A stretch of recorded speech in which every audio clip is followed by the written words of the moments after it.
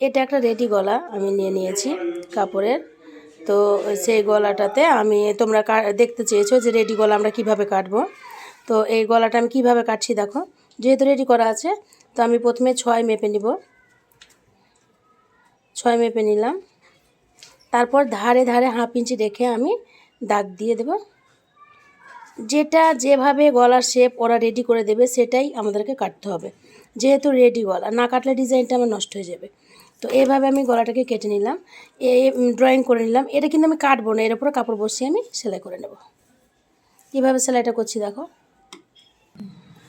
তাহলে আমি কাপড়টার উপরে আমি যে ভেতরের কাপড়টা সেটা উপরে বসিয়ে দিচ্ছি।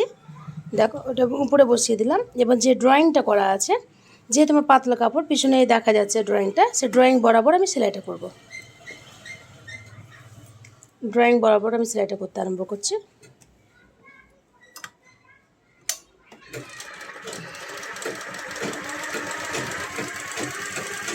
এই কাপড়টা যেহেতু পাতলা, যদি কেটে দাও, কেটে দিয়েও সেলাই হবে, কিন্তু কেটে দিলে হট করে উল্টে দিতে পারবে না, যার জন্য একটু ধরে সেলাইটা করতে হবে। এবার কাপড়টা যখন ডবল হয়ে যাচ্ছে তখন একটু মোটা হচ্ছে, তারপরে সেলাইটা ভালো হচ্ছে।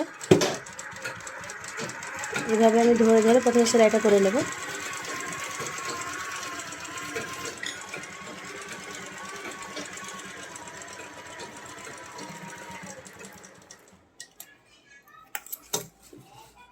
এভাবে আমি সেলাইটা সুন্দরভাবে করে নিয়েছি সেলাই ড্রয়িংয়ের উপরে।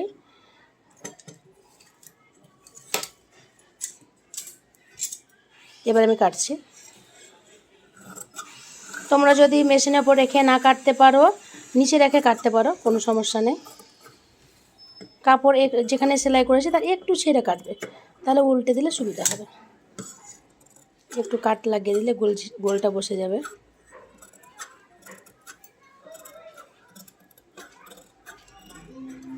এখানে আমি কোনো রকম পট্টি ব্যবহার করলাম না, ভেতরের কাপড়টা দিয়ে আমি গলাটা উল্টে গেল। এটা একটু ধৈর্য ধরে সেলাইটা করলে খুব সুন্দর সেলাইটা হবে। এই যে কত সুন্দর আমার গলাটা রেডি হয়ে গেল, খুব সুন্দর গলাটা আমার রেডি হয়ে গেল। এইভাবে একটা গলা, যে ডিজাইন গলা থেকে গলা আমরা করতে পারবো। উপরে চাপ সেলাই দিয়ে নেবে।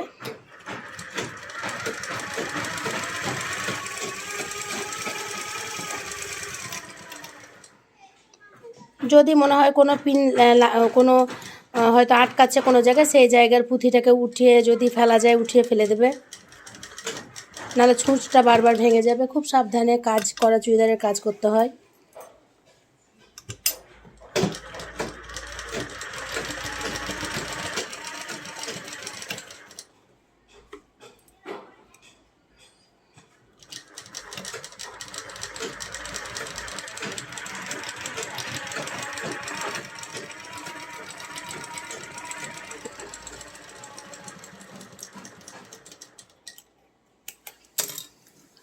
এটা আমার গলা রেডি হয়ে গেল। তাহলে আমি দেখালাম একটা ডিজাইন গলা থাকলে কিভাবে তাকে উল্টানো যায়।